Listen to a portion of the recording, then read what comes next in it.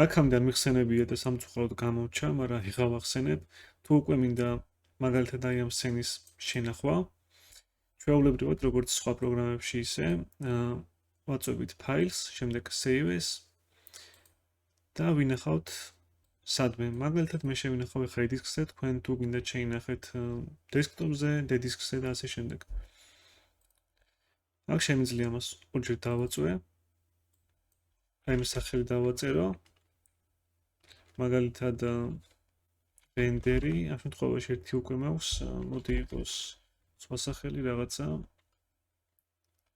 რენდერი მაშინ, რენდერ 2. და იყოს ესეთი რაღაც render 2 წერტილი და blend. რომელიც ჩვეულებრივად გაიხსნას და ჩვეულებრივად შეინახოს. და როდესაც render-ის თქვა ახალ ფაილს ხსნი, შემიძლია აქედან ფაილიდან დავაწვი ამ ფაილს. აი აქ ზემოდან მესამე ავირჩიო, open recent, ანუ ბოლოს გამოყენებული ფაილები.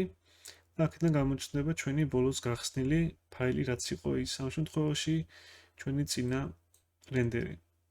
აქ ამას დავაწვევი don't save, რადგან ეს სცენა არ შეინახოს. და გადავედით ჩვენს